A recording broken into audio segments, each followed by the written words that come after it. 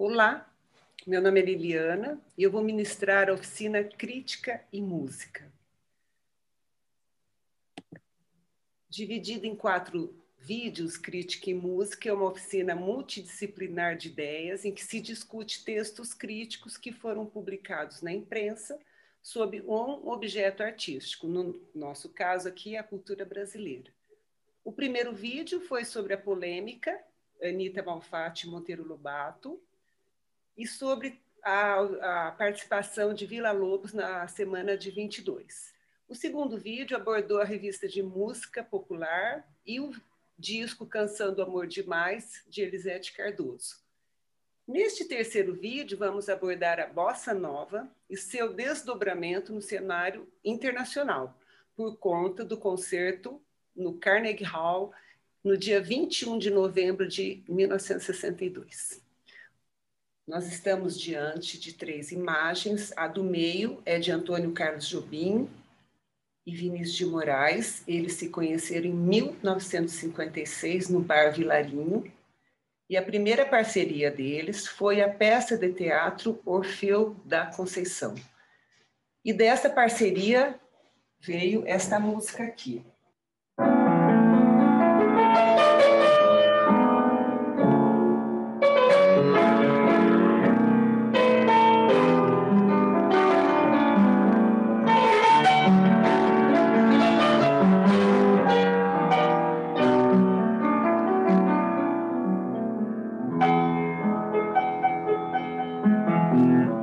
Se todos fossem iguais a você. Essa belíssima música é fruto, então, desta primeira parceria Orfeu da Conceição.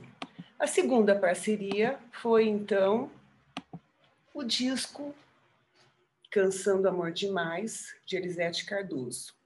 Neste disco, o João Gilberto participou tocando violão em 2 músicas, Outra Vez e Chega de Saudade, né?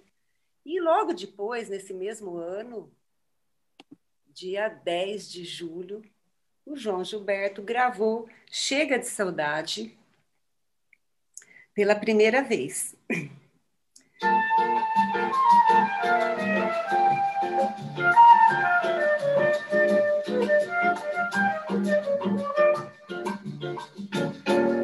Vai minha tristeza e diz a ela que sem ela não pode ser. Diz-lhe numa prece que ela regresse, porque eu não posso mais sofrer. E nesse mesmo ano, Chega de Saudade foi gravado então num single, né? De um lado, Chega de Saudade, do outro, Bim Bom, do João Gilberto. É uma música que realmente, aos poucos, começou, né, a ser tocada. A gente até brinca, porque o que nós tivemos em julho, né, de 58? Nas rádios lá do Rio, essa música não emplacou fácil, né? Por quê? Por que estava tocando nas rádios na época? Vamos lá.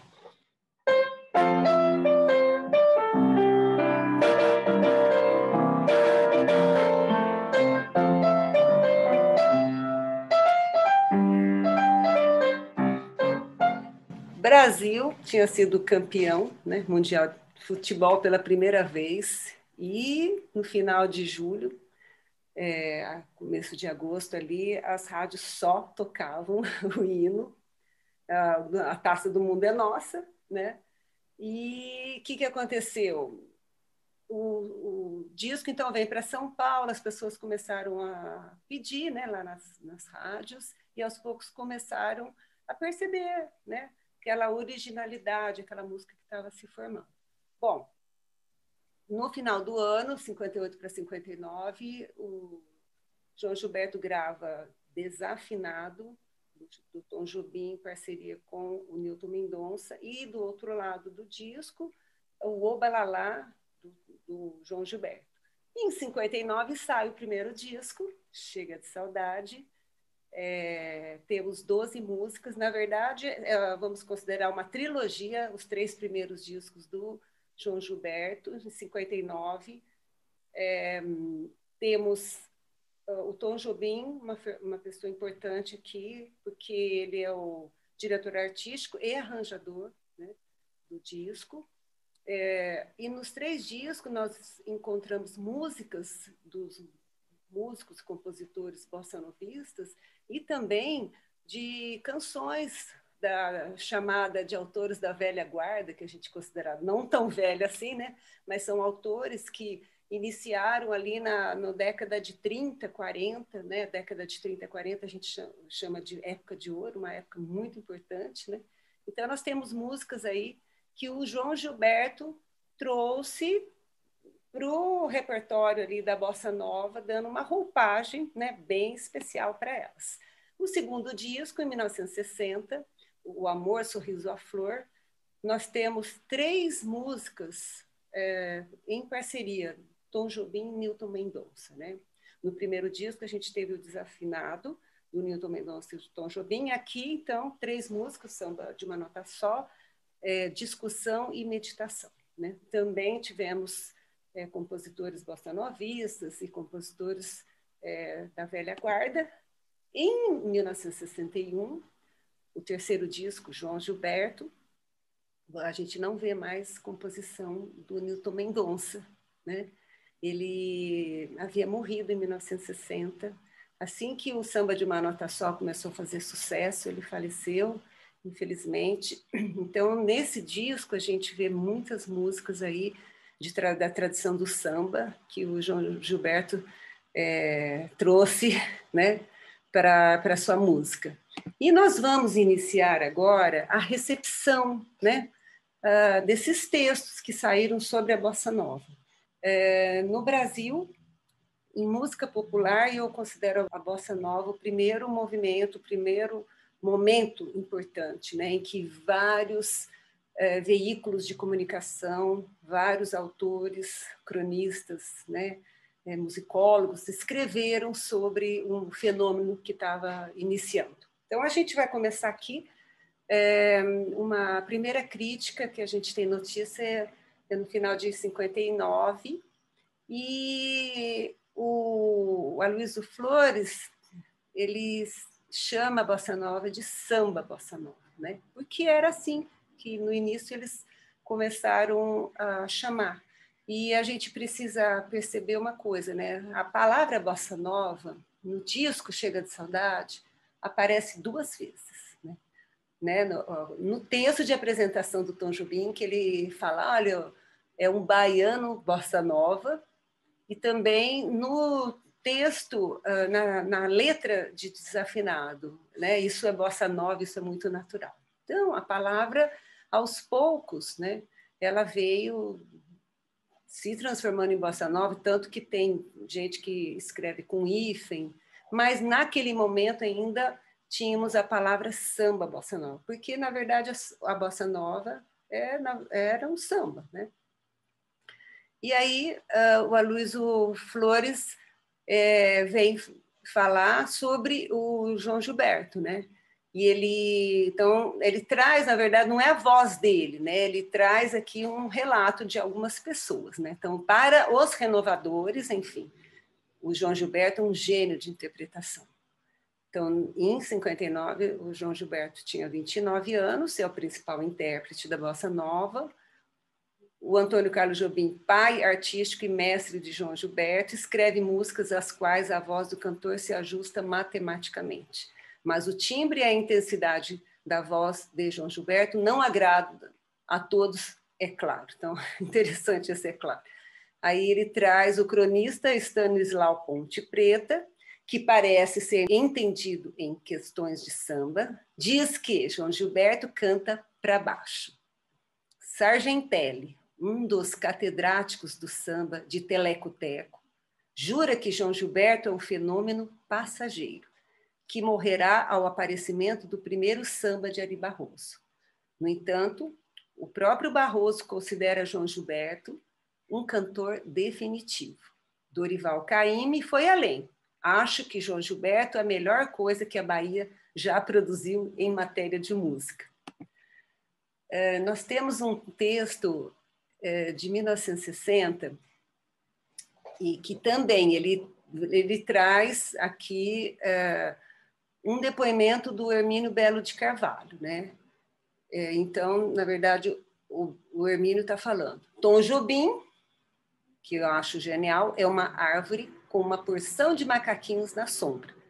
E, por favor, não o chamem de bossa nova.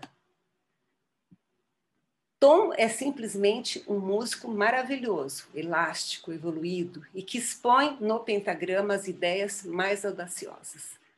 Mas o que acho necessário, primordial, é um músico brasileiro fazendo música brasileira. Em Tom se nota, às vezes, um certo hibridismo rítmico, mas quase sempre Jobim é surpreendente.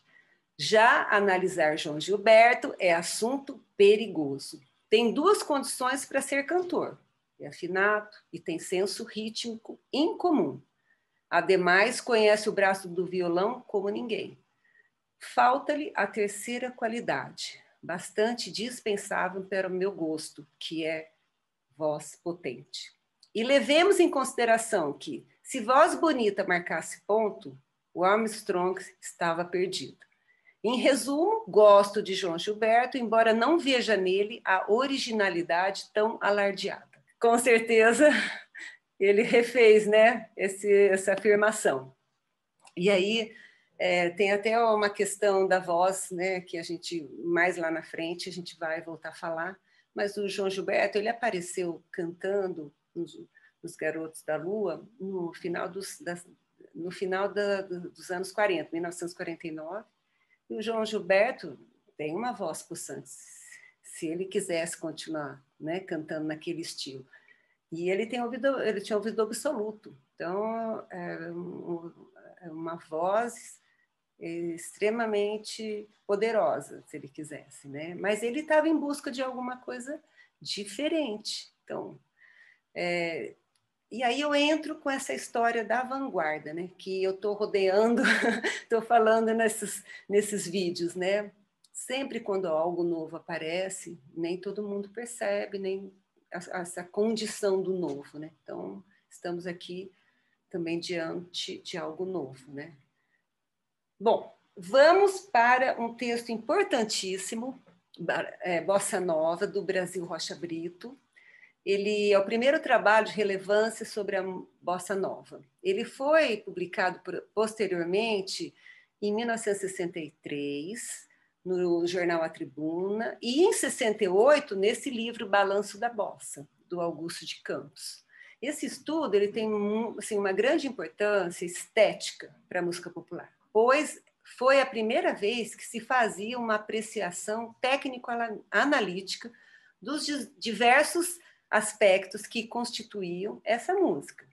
Tendo o autor, inclusive, discutindo com Tom Jobim alguns pontos sobre a interpretação, sobre a parte formal da música, né? E é considerado um dos poucos textos que trataram verdadeiramente do objeto musical como linguagem. Apesar de ter sido pouco difundido na época, pois, como disse Augusto de Campos, né, no seu livro, lá no prefácio, o trabalho foi divulgado meio clandestinamente na página literária Invenção do jornal Correio Paulistano. Ele abriu portas para uma leitura menos jornalística e mais musical do fenômeno Bossa Nova nas páginas dos jornais, né? E agora a gente vai entrar em 62. Né? Por quê? Porque em 62, na verdade, em março de 62, foi lançado um disco, né? Esse disco aqui, Jazz Samba, né? Do Charlie Bird e o Stan Getz, lá nos Estados Unidos. Né? E esse disco, em pouco tempo, virou referência, né? Para a Bossa Nova. E a questão é que o mundo todo estava conhecendo a Bossa Nova mais por esse disco do que pela música que os brasileiros estavam fazendo, né?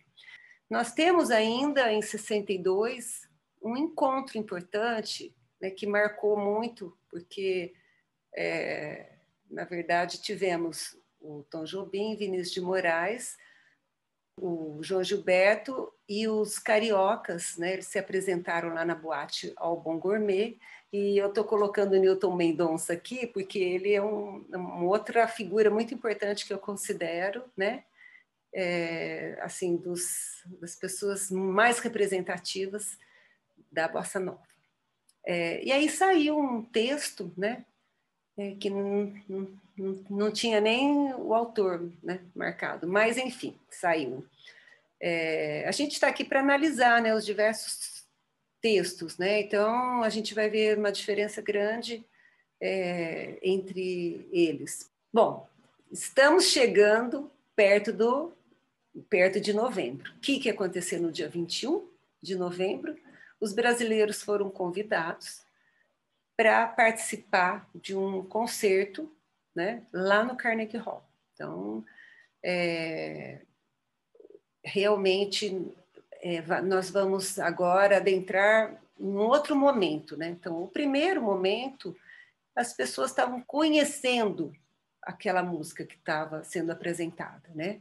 E agora nós temos um próximo momento que é de estar chegando o momento do concerto, tá? Então, aqui está um exame da recepção da Bossa Nova pela crítica jornalística, uma minha tese, que vocês podem a todo momento pesquisar. E aí nós temos um mês antes, né, um pouco mais de um mês, saiu esta crítica. Entre os músicos norte-americanos que já estiveram no Brasil, destaca-se o guitarrista Charlie Bird, que gravou o Jazz Samba, né, com Stan Getz, que excursionou pelo nosso país sob o patrocínio do Departamento de Estado e voltou com uma pilha de discos brasileiros debaixo do braço e muitas ideias na cabeça. Imediatamente após sua chegada, fez essa afirmação, sem dúvida alguma surpreendente, segundo, né, o autor, que nem é identificado aqui. Acredito seriamente que a Bossa Nova é o que há de melhor entre os movimentos atualmente em desenvolvimento na música popular em todo o mundo. Já em novembro, o Carlos Ataíde escreveu, na verdade, ele escreve um depoimento do Roberto Menescal, tá? No texto dele. Então, aqui é o Menescal falando. Aquilo, da maneira como está programado, vai se transformar numa autêntica chanchada. Veja você, além de nós, vão participar Laurindo de Almeida, Carmen Costa, Luiz Bonfá e outros que nada têm a ver com a Bossa Nova. Isso, evidentemente, vai desvirtuar a exibição que poderia ser exclusivamente dedicada à audição da nossa modalidade musical. Se anunciam um festival de Bossa Nova, nunca deveriam ter convidado artistas como aqueles citados, muito bons, mas totalmente, se assim pudéssemos dizer, bossa velha. Basta você observar que o Laurindo de Almeida já anunciou ter sido ele o criador da Bossa Nova há vários anos atrás, o que é um verdadeiro absurdo. Bom, agora sobre o Luiz Bonfá. Luiz Bonfá, em 59, participou como violonista e compositor de músicas do filme Orfeu Negro, um filme que fez muito sucesso, ganhou Cannes também. Então, era uma pessoa muito reconhecida e conhecida, né, por todo mundo. Então, a gente viu depois, né, que o Luiz Bonfá foi uma das pessoas mais aplaudidas da apresentação, né? Então, a composição dele, Manhã de Carnaval, é muito conhecida, né? Ele e o Agostinho dos Santos, então, foram as pessoas que participaram e foram muito aplaudidas. Então, não concordo com a bossa velha, né, que o Menescal quis dizer, mas sim, eles já tinham mais experiência, mas a música que eles faziam não era bossa nova, mas não era bossa velha, né? Vamos para a próxima crítica. Nós estamos aqui, o autor, ele traz depoimentos, né? Então a gente não tem o nome do autor, ele traz depoimentos do Vinícius, do Carlinhos Lira e do Tom Jobim. Então vamos lá. Para Vinícius de Moraes, a letra da bossa nova também é característica.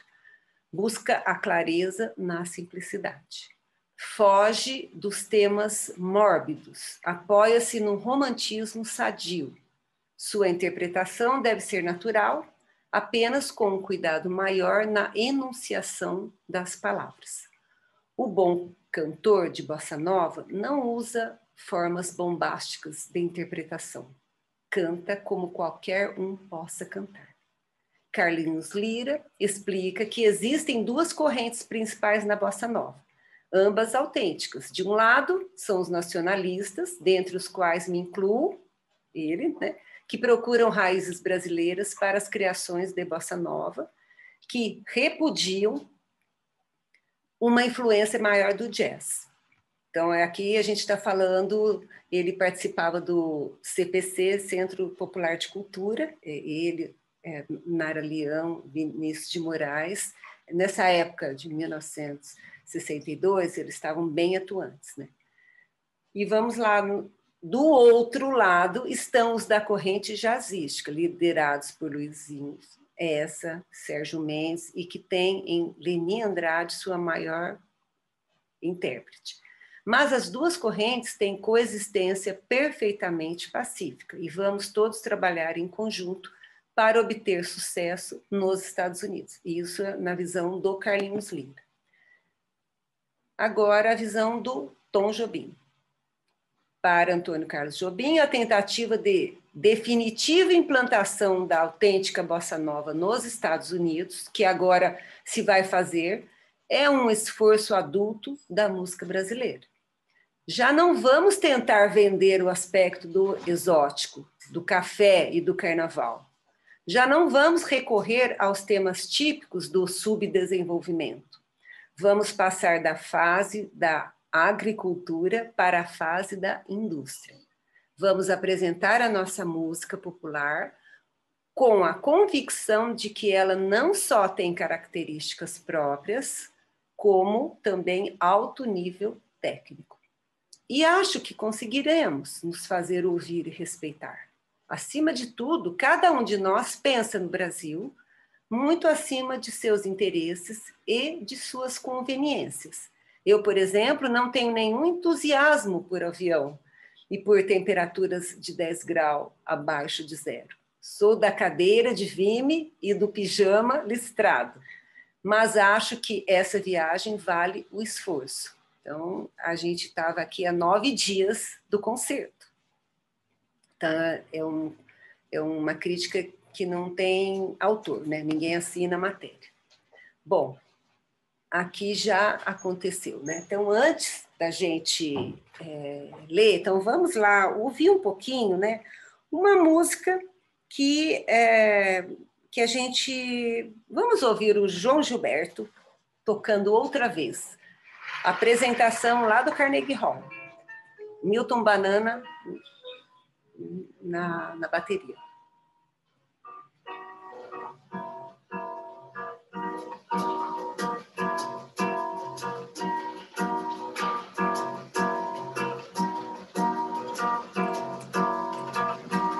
Outra vez, sem você, outra vez, sem amor, outra vez, eu vou sofrer, vou chorar, até você voltar. E nós temos, então, aqui a primeira crítica, depois do concerto. O espetáculo da Bossa Nova, como previ, não obteve sucesso. Os motivos são vários. O Carnegie Hall é quase 2 vezes maior que o Teatro Municipal. A Bossa Nova, para sobreviver, necessita de um ambiente de intimidade. O espetáculo não teve ensaios suficientes, foi jogado assim diante da plateia de Nova York. que, em questões de música popular, é sem dúvida a mais sofisticada e experimentada do mundo. Por outro lado, se o espetáculo era bossa nova, o que faziam quadradões como Augustinho dos Santos e Carmen Costa na companhia?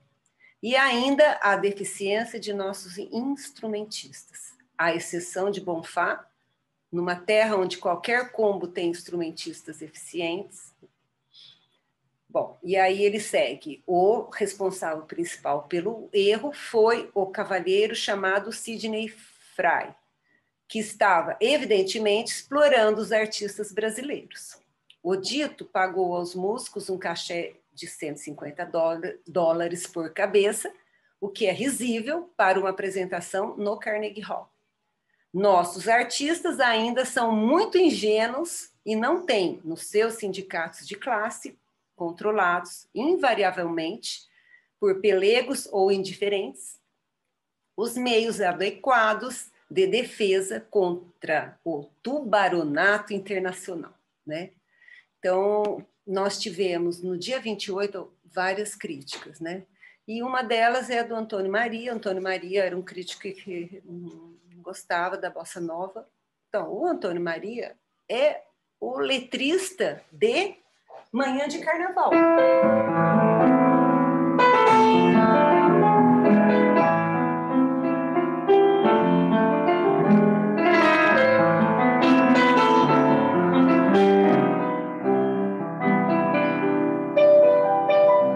Música do Luiz Bonfá, né? Ainda no dia 28, o Júlio Hungria escreve: o fracasso da bossa nova não é definitivo. As notícias do concerto do dia 21 colocam o prestígio da nossa música no exterior num momento difícil e esta não será a hora de abandoná-la. Hungria, ele cita a crítica de John Wilson, que é um crítico lá do New York Times, e ele escreveu uma crítica não positiva, né? Então, ele fala: constata um fracasso, mas lembra a desorganização, que não foi nossa. O Hungria ainda, ele afirma que o desafinado já tinha, naquele momento, em novembro de 62, 10 lançamentos, e ainda termina o texto de modo bem otimista. A bossa nova já atestou o seu valor, o fracasso foi de espetáculo e não da música. E vai, de qualquer modo, abrindo um novo caminho para a elevação do nível artístico da nossa música. Então, eu vou trazer aqui mais uma música, curtinho.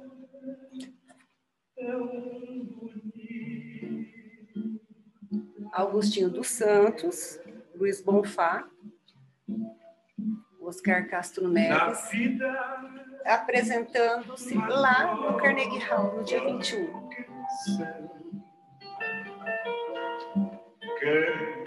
Teus olhos, teu riso, tuas mãos, pois há de haver um dia em que virá.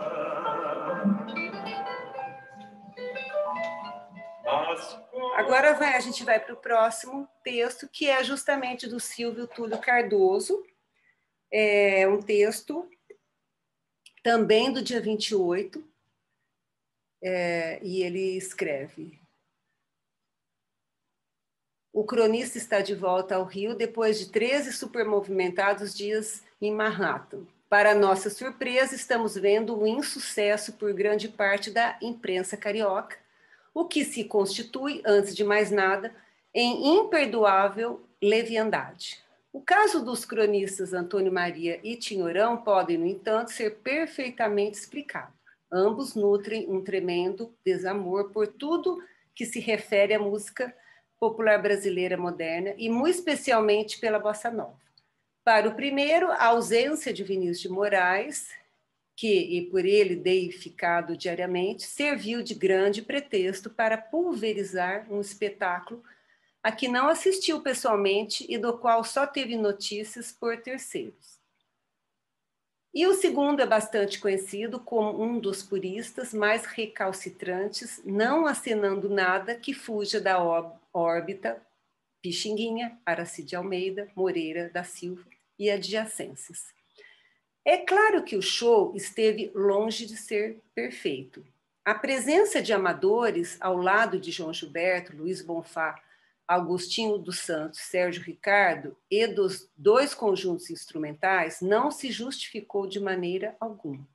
Mas esta falha deve-se exclusivamente à bondade, à benevolência dos organizadores, que ficaram com peninha de deixar de fora os rapazes e moças do Rio e de São Paulo que viajaram a Nova York, alguns às próprias expensas, para poderem contar um dia aos filhos e netos que tiveram a suprema aventura de atuar no Carnegie Hall.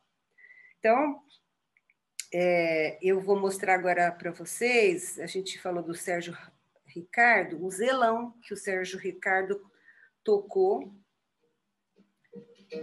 lá no Carnegie Hall. Todo mundo entendeu quando o zelão chorou.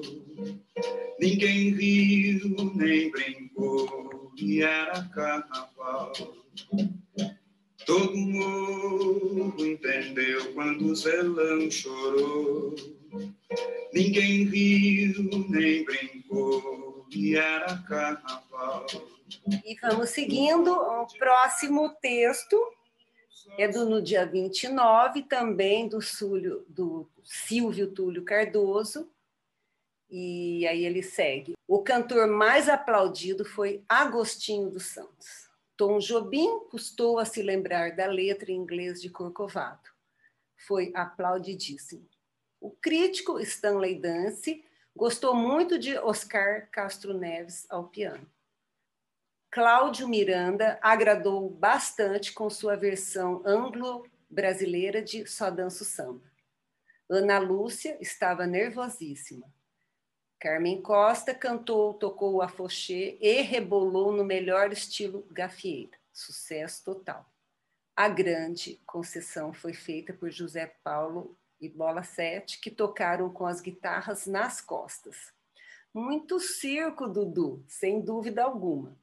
Roberto Menescal cantou seu barquinho, acompanhando seu violão. Foi a primeira vez que atuou perante público pagante. O maior equívoco da noite, a Big Band de Gary McFarland, cujos ritmistas eram norte-americanos e cubanos. A melhor coisa da noite, o sutil, ricamente melodioso e envolventemente lírico violão não amplificado de Luiz Bonfá. Então, vamos ouvir Luiz Bonfá. Manhã de Carnaval. Luiz Bonfá.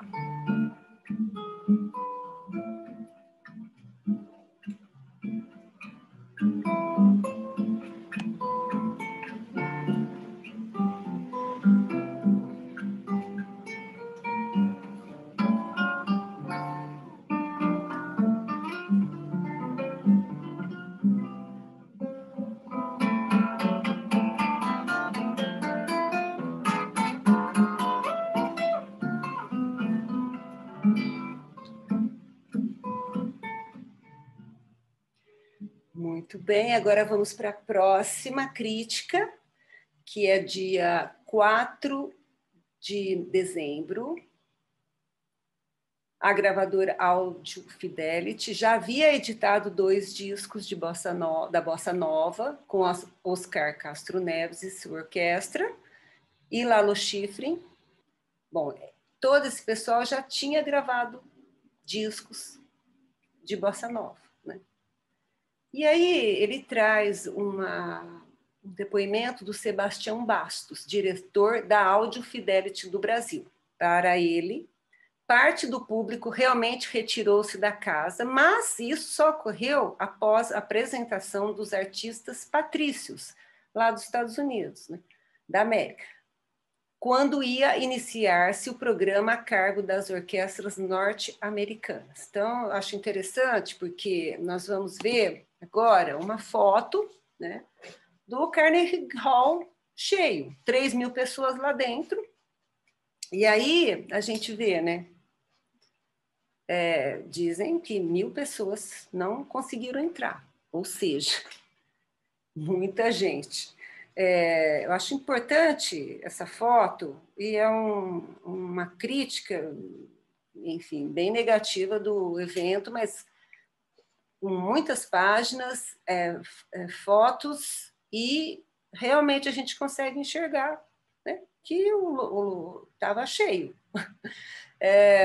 Teve uma outra questão que algumas pessoas saíram durante a apresentação porque acenderam as luzes. Então, algumas pessoas acharam que era pausa, enfim.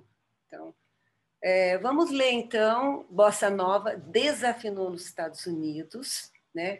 Eles contam lá na reportagem que na segunda parte do festival muitos fugiram. Jobim foi considerado um fiasco por ter cantado em inglês. Sérgio Mendes e Oscar Castro Neves, chamados de esforçados imitadores da música norte-americana, rapazes praticamente amadores como Carlos Lira, possuidores de pequeno volume de voz como João Gilberto, dentre outros adjetivos. Então, acho interessante, né? Vou colocar aqui o Samba de uma Nota Só com o Sérgio Mendes.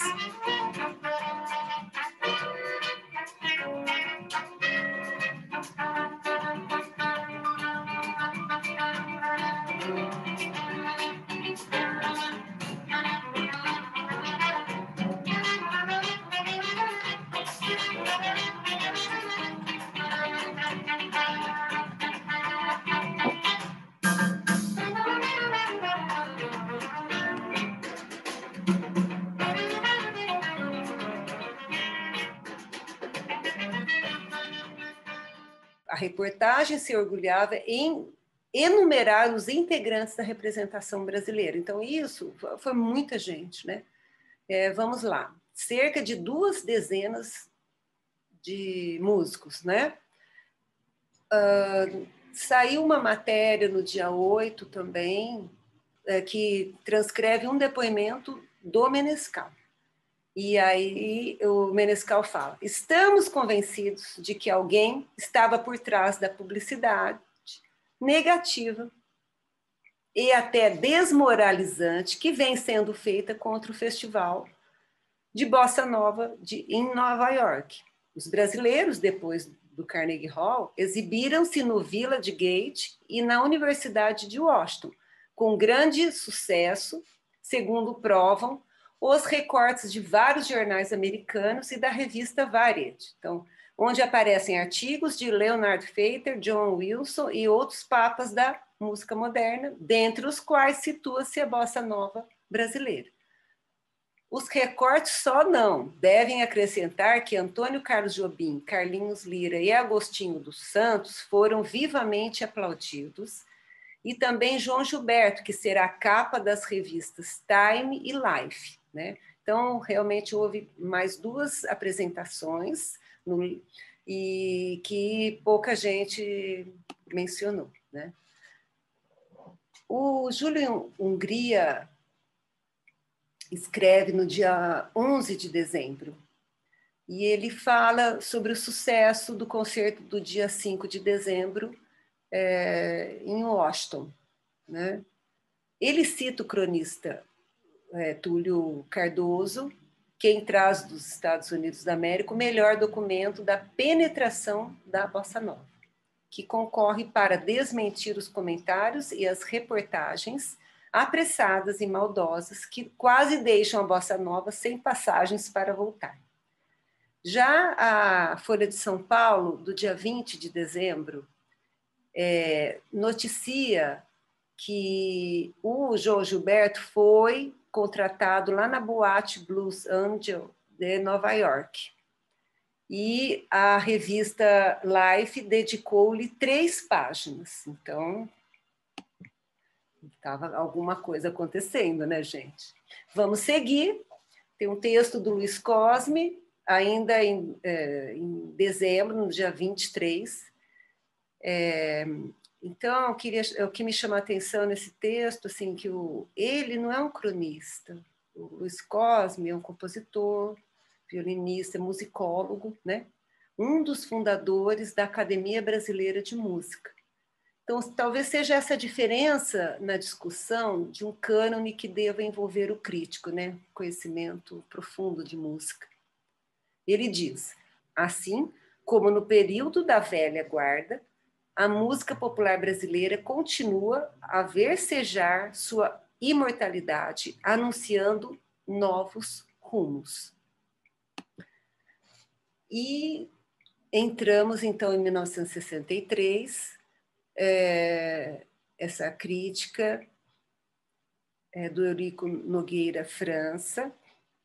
Então, ele também é musicólogo, pianista, crítico de música, erudita, e ele considera a bossa nova como um processo de regeneração da música popular brasileira. E ele também era integrante da Academia Brasileira de Música. Ele afirma: hoje, a ignorância musical do povo enriquece fabricantes de discos e falsos compositores. E é agravada, cultivada sistematicamente pela atitude do governo em matéria de educação, considerando a música setor antes da cultura, que se oferece somente aos adultos que se cultivaram por si, enquanto a grande massa popular fica de fora, entregue aos fabricantes de monstrengos sonoros. É bem atual esse texto, hein? Olha, estamos aqui em 2021, serve para a gente também, né? O Tinhorão apresenta 2 artigos, Bossa de Exportação e Bossa Nova vive um drama. Não sabe quem é o pai. Então, esse trecho que eu vou ler é desse segundo artigo.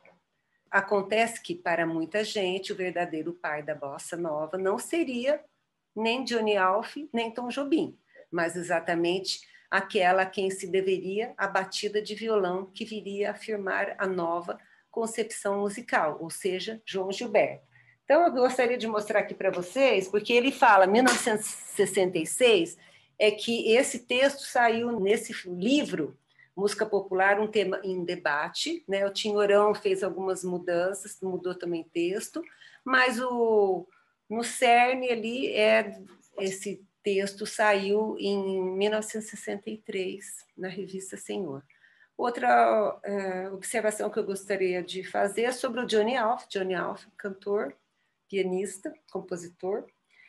Em 1953, ele compôs Rapaz de Bem, que viria a ser gravado em 56, e foi nessa época nessa época ali, quando o João Gilberto voltou para o Rio de Janeiro, então, 57, né, ele ouvia muito o Johnny Alf tocar lá no Bar Plaza, né? E essa música, Rapaz de Bem, é uma música que realmente muito emblemática, né? Vou tocar um pedacinho aqui.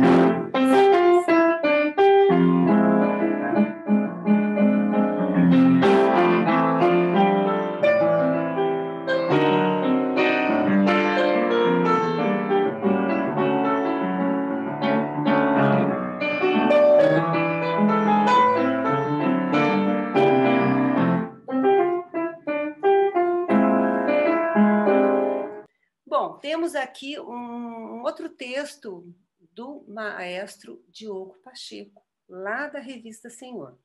João Gilberto, com sua polirritmia, cria para a música popular um ponto de referência com erudita, sobretudo com aquela do início do nosso século XX, né, que procura rasgar o compasso quadrado, criando uma independência rítmica entre as linhas melódicas sobrepostas e conseguindo uma unidade formal através da equivalência.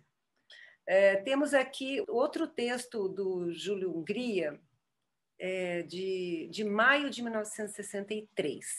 Ele diz: a evolução do samba vive um mundo novo desde 1958. quando João Gilberto, chega de saudade, foi o símbolo da renovação. Hoje, a bossa já conquistou até o mundo. Foi muito falada, bem e mal, desmentiu jornalistas apressados, chegou inclusive a se perverter com o natural aparecimento, cauda de cometa, de compositores, intérpretes de segunda classe, produzindo sambinhas de imitação e dando argumento a Antônio Maria para dizer que, igual a esse, eu faço 100. Eu também. O novo símbolo pode ser Eduardo Lobo. É a bossa nova que fugiu dos botequins e dos cartões de chope, deu seriedade ao samba brasileiro e se tornou realidade o futuro de Noel e Senhor. Né? Então, ele estava falando do Edu Lobo, que estava aparecendo em 1963, né? E logo depois, né, nos festivais, ele vence 2 vezes. Né? Trazemos novamente o Brasil Rocha Brito. Eu até falei que ele publicou o primeiro artigo em 1960 e saiu aqui nesse livro Balanço da Bossa. Ele publica novamente 3 anos depois, praticamente com poucas mudanças, esse texto, né?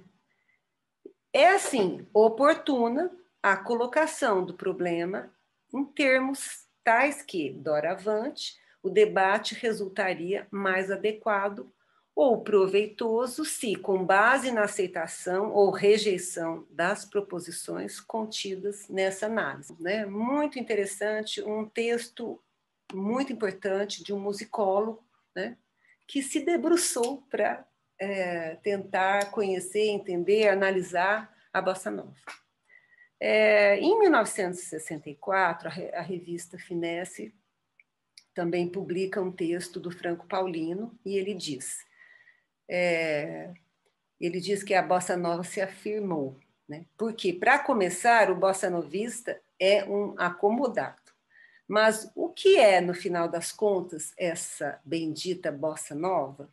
Simples anexação ao samba, de novos temas melódicos, com letras choramingantes, um jeito de tocar ou cantar, música de vanguarda, à frente do tempo, jazz falsificado, rótulo comercial, plágio de música americana, samba moderno, samba impuro, sambalada, sambolero ou apenas um estágio do samba urbano. Né? Então, temos aí um texto também de reflexão. Né? Então, a gente viu ali, quando passa, né, esse concerto Carnegie Hall, os textos vão ficando mais reflexivos, mais longos, né, em forma de ensaio. Né? E aí temos um outro texto também, muito interessante, que traz a voz da bossa nova. Né? O Wilmar Carvalho diz: o canto da bossa nova requeria um novo parâmetro, que era a própria invenção do grupo, a bossa nossa, juntamente com a aplicação da voz sem vibrato. Se expressava e procurava integrar melodia, harmonia, ritmo e contraponto na feitura da obra, de tal modo que um desses itens não prevalecesse sobre os demais. O estabelecimento permanente de uma letra intimista, no início marcado por temas leves, mesmo graciosos, o apelo às coisas simples, à natureza, e agora já volta a temas folclóricos e sociais, inclusive abordando aspectos sociais brasileiros, mas sempre contidos. E ainda a elaboração em função de um rigorismo estético deram margem ao condicionamento da voz de João Gilberto. Temos, então, um texto do Nelson Lins e Barros para a revista Civilização Brasileira, de 1965. O teste de bossa nova como produto de exportação internacional parece que falhou. Talvez porque, na sua essência, a bossa nova seja mais uma música para ser ouvida do que para ser dançada. e não resista, por isso, à concorrência dos demais produtos de exportação de baixo nível. Se assim for, a bossa nova de melhor nível, jazzística ou não, ficará no nível internacional, ao lado do jazz, das canções francesas e de outras músicas populares da alta classe média, como uma espécie de nova música erudita. E nós, então, a gente já está chegando no final. Eu trago aqui um texto do Augusto de Campos, que vai ser também discutido no próximo vídeo, no próximo e último vídeo, né? E foi ela, ao lado das novas e inusuais linhas melódicas e harmônicas da bossa nova, a responsável pelo mal-entendido de que cantores super afinados, como João Gilberto, não tinham voz ou eram desafinados.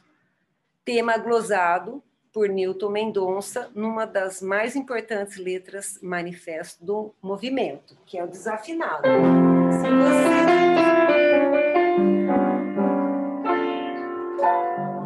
Inclusive, eu tenho um artigo, as gravações históricas de desafinado, eu discuto bastante, né?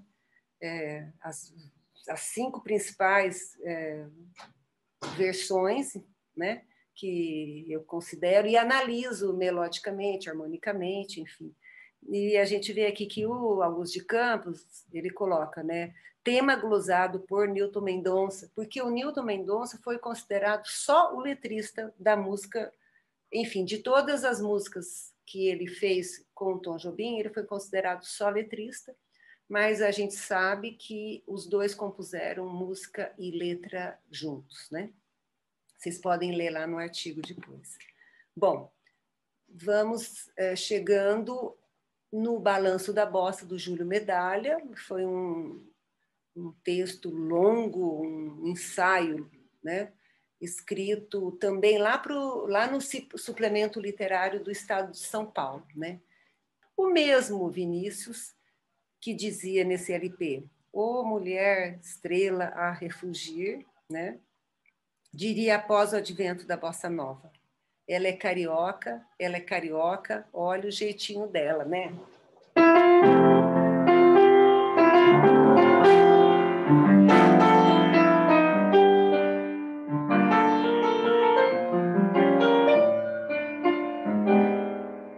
E aí eu estou aqui com a contracapa do LP, Bossa Nova no Carnegie Hall. A gente pode ouvir, né, pela internet. Então, tem um depoimento do produtor Walter Silva, né, nesta contracapa, porque ele cobriu o acontecimento, esse evento, né, juntamente com o jornalista Silvio Túlio Cardoso, do jornal O Globo. E aí, né, eu vou chegando aqui, tentando concluir, né, falando um pouco sobre esse estudo de recepção sobre a bossa nova. Eu determinei 3 momentos distintos de crítica.